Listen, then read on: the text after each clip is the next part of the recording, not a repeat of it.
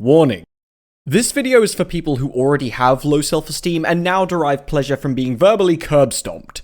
If this description reminds you of someone, show them this video and record their reaction while their cheeks turn visibly pink from the attention. Alright, so we've already been here twice before. I started off by giving you guys a guide explaining how to get started. Then people told me that it was still too hard, so I made a second video holding your hand through the entirety of fucking Green Path. And after weeks of deliberation and getting sidetracked, I'm now here once again. This time we're going after the mantis claw. For those of you without brain cells, this translates to a wall jump. Along with the dash, this move is probably one of the 3 core abilities that actually make you feel like you've got control over your character. In other words, it's really fucking good, so shut the fuck up, quit your whinging, and pull your pants high enough so that they reach your armpits. We're getting the show on the road. Context. Hello again, and welcome back to the Insulting Guide. In this video, we'll be taking every possible opportunity to cause our audience pain and hurt their feelings. If you think that this video deserves more attention, or if you believe that someone would benefit from learning how to use a controller, share this video on Discord, and help us spread the love and word of our our community. Alright, now with that said, let's get started. You guys apparently need a part 3, so here I am, at your fucking service. As stated, our main objective is the mantis claw, but as per the usual, you get some bonus stuff along the way. Some of the side objectives you'll be completing include a boss fight, a charm notch, a new charm, and more if you can find them, another grub if you can get there, a bunch of geo, and 2 new additions to Dirtmouth. I don't know about you, but that to me looks like a decent haul, so let's get to it, shall we? Step 1. Okay, when last we left off, we'd just beaten Hornet and earned ourselves a brand new dash ability. It's highly likely that in between the last video and right now that you've gotten impatient and gone off and died somewhere, which should, if memory serves me correctly, leave you right where we're sitting, in Greenpath Station. First up, get off your tush and take a ride to the crossroads. From here, feel free to bench again if you suffer from motion sickness and head on out. Take the plunge into the room below and begin playing tic-tac-toe on your way down. Grab some soul as we enter the next room and then beeline it to the nearest boss arena. We're starting this one off strong. Don't wake the baby. Compared to Hornet and armed with some experience, this boss goes down faster than my faith in you. Once dead, kill off her children, head all the way out to the right, and have a pleasant chat with the one named Salubra. She'll offer you some charms for a decent price, but let's be honest, it's likely that with all that dying you've been doing, that you're flat broke right now. Don't mind me, just buying the strongest charm in the game here just to rub it in a little.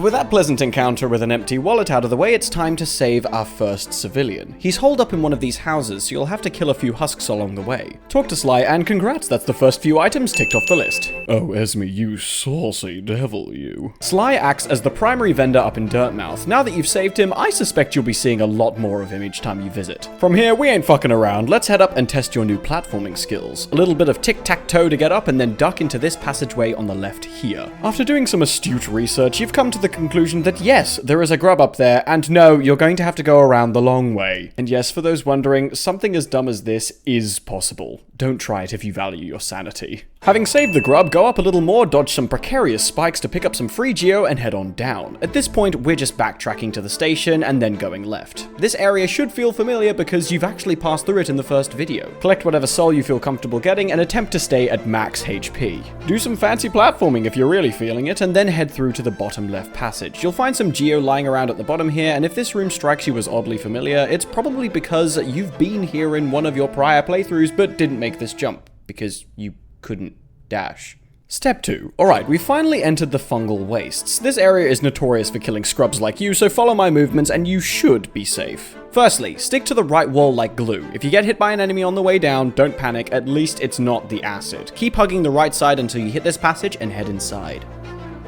Well, you're not creepy at all. Meet Leg Eater. Despite his appearance and the fact that he wants you to pay him 86 geo just to see his wares, he's not actually that bad. Especially when you see that he offers 3 of the most powerful charms in the game, and you can't afford any of them. Bench if you're a little bitch, or alternatively, head out and prepare to become a living death montage. I literally cannot explain how to do this next section to you other than get good. Good?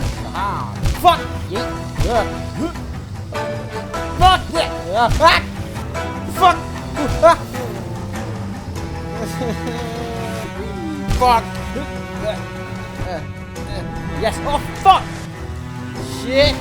Wrong way. How did I get up here?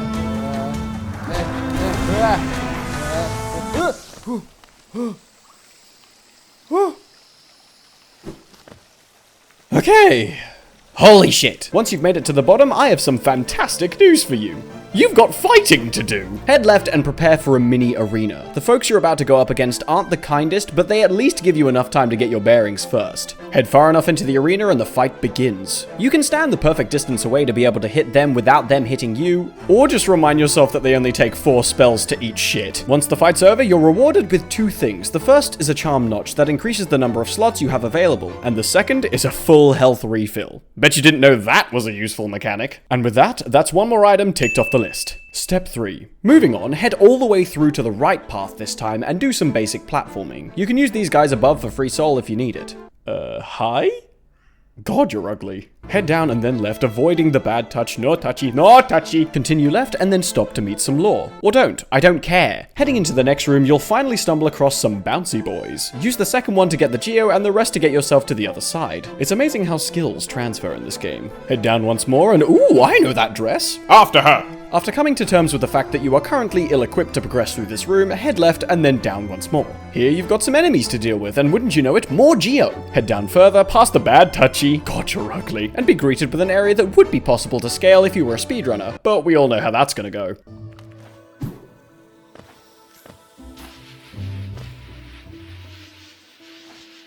Suck up your pride and head to the right area, dodging the mantis and heading down lower once again. In this area, you're looking for the first exit that leads to the left. Yeah, that one. Dodge the mantis, or take them out if you crave violence. Now it's time to get ourselves that claw. First off, head left, take the bottom route all the way to the end, dismantle the mantis guarding the lever with 1 fireball and 1 nail swing, and then hit the switch. Now go all the way back around and travel the upper level till you reach that tic-tac-toe section. Go over the peak and pick up your biggest upgrade yet. Shiny. With that done, that's our main objective tagged and bagged, but you'll notice we still have a few things left on our bonus list. Step 4. First off, there's some optional geo to pick up and another lever to hit for later on. This one leads to an optional boss fight. If you're feeling gutsy, go for it, but if I'm being honest, you'd be far better equipped if you just leave it for later. All you gotta do is drop into that ominous pit of death right there to find out. Yeah. Phew. Now leave the village the way that you came in, head down all the way to the bottom and go left. Here you'll hear the sounds of a damsel in distress that needs saving. Go through to the next room, take out the offending occupants, scale the wall with your brand new ability and make the leap of faith to the other side. Also pick up this charm. This section is all about timing and parkour control. Ah, no touchy, no touchy! I'll leave this little section unedited so you get the gist of the movements. You don't need to jump off the walls to start dashing, and to get the wall jumps right, you only need to focus on not hitting your head. Make it all the way to the end and you've successfully found yourself a valuable addition to Dirtmouth. That's one more item ticked off the list. Step 5. One last step till victory, but some might consider this to be the most important. All the way back in episode 1, I made you pick up a certain item that didn't deserve much attention at the time. We're finally going to make use of it. The city crest. Remember where Little Red Riding Hood ran off to? Well, we're headed back there. Head through to the Mantis village and this time go up. We've finally got a wall jump, so there's no need to take the long route. Once at the top, head right, and now it's just a matter of taking a leisurely stroll over bone-melting acid. Wait a minute.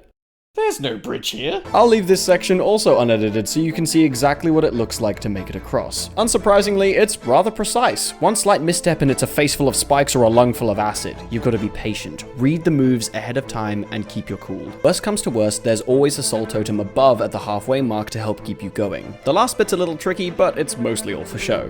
Now all that's left is to throw the crest in, watch the gates lift themselves, and then head on through. Oh no.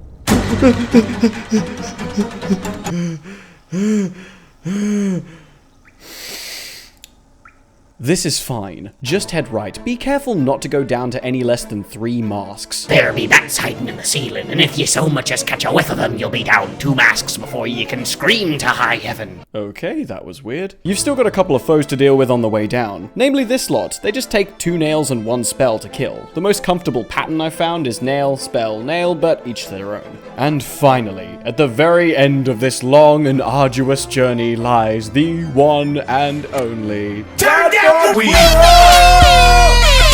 And that's it. Sit back and enjoy one of the most relaxing atmospheres that Hallownest has to offer. You're free to explore this whole area and learn of the myriad of secrets hidden within it. Or you can pick the safe option and literally never leave Quirrell's side. Your choice. I hope you enjoy the spoils of your adventure. Let me know if you want to see more shit content like this. If this video seems like it was meant for someone you know, kindly share it with them so that they can receive the love and warmth of our loving community. I'm Windette, you're a moron, and I'll see you idiots next time.